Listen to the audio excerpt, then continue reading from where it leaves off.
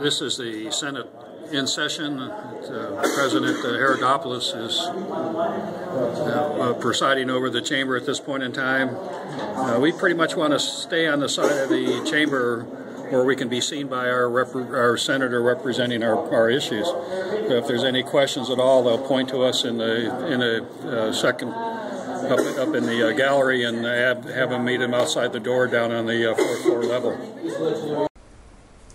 Well, it's Thursday morning. Just went through a review of all of the bills that we're concerned about online, checking for amendments, reading the text, and unfortunately some of the bills are getting to be 400 or 500 pages long, and it makes it awful difficult. I would be going shortly over to the legislature to check for any late filed amendments from the bill drafting rooms that are on the third floor, both the Senate and the House. The metal theft bill has just been scheduled for special order for Friday morning, so we expect that to go, and we expect the unemployment compensation bill to hit Friday as well. We have a luncheon today. Every Thursday we call it a center-right coalition. This is the Republican leadership. We host it here in our second floor conference room, and this is the last one of the legislative session. And it's a great event, and it's a great interaction with those key players that help us on many of the issues that we face every year. And I'll give you an update of reports from over at the Capitol later on. We're going over there again to check to see what's going on.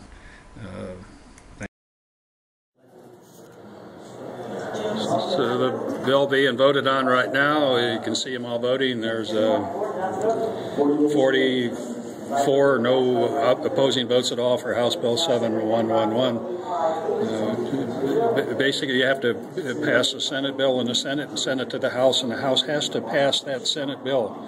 If the House passes a bill and the Senate passes a bill, it doesn't work. They have to pass the other chamber's bill. So we're seeing House bills coming up right now, and they'll bring up the Senate bill and amend that bill to make it identical to the House bill, and then put it on a table and bring up the House bill and pass it. That's typically how it's going right now. Well, the building code bill, Senate Bill Senate 04, has passed both houses and is now on the way to the governor. So the issue of backflow preventers that was a concern with that bill is resolved to be discussed next year, I'm sure. Senate Bill 680, which deals with condominiums, is still wide open. We expect the Senate bill to be amended, and the House bill that is in the Senate to be amended and sent back to the House. I doubt seriously that they're going to have time to finish that bill if it is sent back to the House. So the decision that has to be made is, can they accept and live with the changes that are in the bill now, or do they want to add more stuff onto that bill? If they add more stuff, chances are the bill's not going to pass. The substance of the concern that we have deals with those within the fire sprinkler industry that also do alarm work. We're concerned that there'll be an amendment put on that bill that will echo what was attempted last year, that would allow the apartment owners and condominium owners of 4-story and below apartments to remove their alarm systems completely.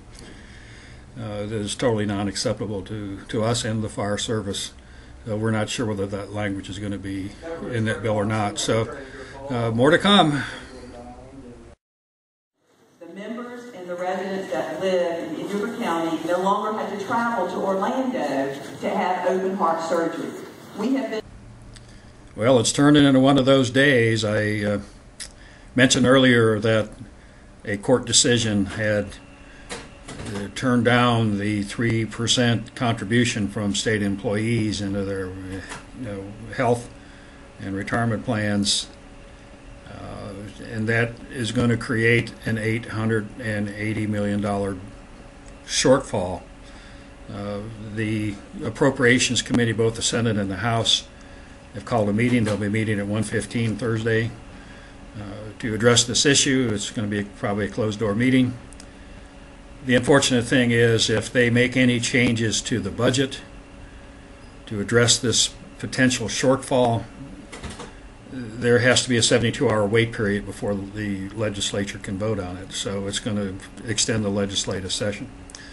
If they make changes in the budget, we can almost guarantee there will be a special session of the legislature to address budget issues, and the session will end Friday, and they'll schedule a comeback trip. We expect them to address the PIP issue, the fraud involved with PIP, the personal injury protection mandate on vehicle licenses. They don't have an agreement between the House and the Senate. The House bill is very not on target, where the Senate bill addresses some of the fraudulent issues and makes it difficult for the criminal. So there's a conflict between the two houses. They're not going to resolve it by the time the session's over with. But again, the big issue is the budget. Don't know what's going to happen. We'll probably know mid-afternoon to late afternoon where they're going. But if they do make changes in the budget, then the legislative session will probably not be extended. They'll call a special session later on in the year. They have to pass the budget before June 30th. That's a requirement. Again, it's about $880 million less revenue as a result of that 3% charge into the state retirement system. And again, that impacts not only state but also county and municipal employees that are under the state retirement system. And again, how the judge ruled was that there was a labor contract in place in these municipalities and in these counties and the state, and the employee contributions was defined in that labor agreement, and the legislature's actions ignored the labor agreement, and so technically there may be some validity to the judge's decision, but again, what we suspect will happen is that the state will file an appeal with the Supreme Court, and in so doing they will delay the action, and they may address this budget issue next legislative session and not this year. If it's delayed that long in the courts, it may very well be. The issue of concern for those in the state legislature is the judge not only ruled that it was unconstitutional, as it was against the labor agreement that was in place to charge these state employees a 3% of their pension system, but the judge also ruled that that money that they paid in be refunded with interest. So this could be a pretty significant amount of money that the state's going to have to fork up. So it's a mess.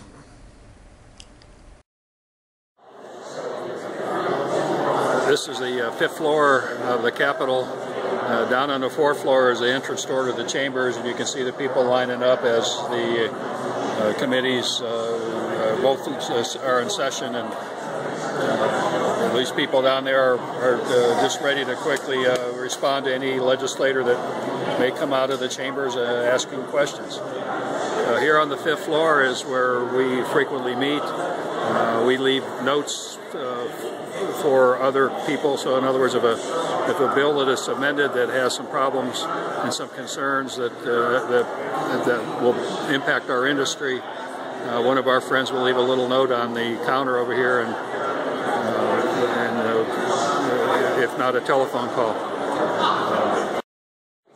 This is the fifth floor area where we hang out. There's a TV monitor showing what's going on in the Senate on the left side of the room, and across the room you'll see another TV monitor, and that pretty much projects what's going on into the House of Representatives. This way you can keep track of what's going on the floor, and anything that comes up you'll be able to respond quickly when you see things happening, because you're watching both houses at the same time.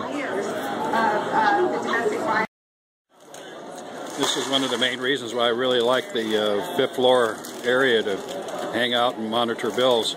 Again, we have the TV monitor of the Senate on one side and the monitor on the House on the other. But in the middle we have all this nice little chocolate, all compliments and courtesy of public supermarkets. But you'll find me normally hanging out next to the chocolate kisses or the M&Ms.